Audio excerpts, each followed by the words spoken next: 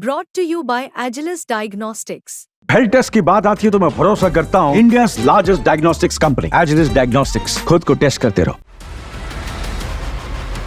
भारतीय जांच एजेंसियों को एक बड़ी कामयाबी मिली है। तस्वीरों में दिख रहा यह शख्स आतंकी संगठन लश्कर तैयबा का सदस्य है।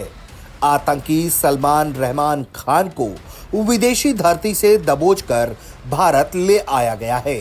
भारत में दहशतगर्दी के वारदात को अंजाम देकर पूर्वी अफ्रीका के देश रवांडा में छिपा बैठा यह आतंकी सोच रहा था कि वो भारतीय जांच एजेंसियों से बच जाएगा, लेकिन भारतीय जांच एजेंसियों की तत्परता, कोऑर्डिनेशन और दुनिया के देशों से मजबूत संबंधों ने भारतीय जांच एजेंसियों को बड़ी सफलता दिला दी।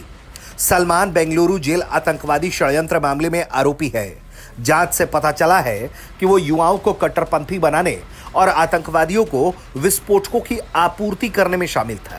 रवांडा जांच ब्यूरो, इंटरपोल और नेशनल सेंट्रल ब्यूरो के सहयोग से सलमान को रवांडा की राजधानी किगाली में गिरफ्तार किया गया, जिसके बाद उसे भारत लाया गया। एनआईए ने उसे अपनी हिरासत में ले लिया है। उससे पूछताछ की जा रही है। 2020 के बाद से एनआईए को आतंकवाद से संबंधित भगोड़ों को भारत लाने में 17 बार सफलता मिल चुकी है।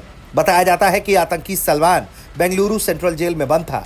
2018 से 22 के बीच पॉक्सो एक्ट में वो सजा काट रहा था। इसी दौरान वो टी नसीर के संपर्क में आया।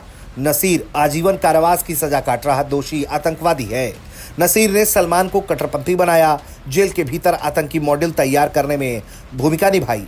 एनआईए की जांच से ही मालूम हुआ कि सलमान कट्टरपंथी बनने के बाद आतंकी गतिविधियों में सक्रिय रूप से शामिल हो गया। उसे आतंकवादियों के लिए हथियार, गोला बारूद, विस्फोटकों की खरीद और सप्लाई में भी मदद की। नसीर ने कोर्ट पे पेशी के दौरान भागने की साजिश रची, जिसमें सलमान भी शामिल था। जब इस आतंकी साजिश का पर्दाफाश हुआ तो सलमान भारत से भागा, वो रवांडा में जा छिपा। एनआईए ने 25 अक्टूबर 2023 को बेंगलुरु जेल आतंकी साजिश मामले में बेंगलुरु सिटी पुलिस से इस मामले को अपने हाथ में लिया। सलमान को पहले ही भगोड़ा घोषित कर दिया गया था। उसके बाद रेड कॉर्नर नोटिस जारी किया गया और फिर जांच के दौरान मालूम चला कि वो रवांडा में छिपा बैठा है।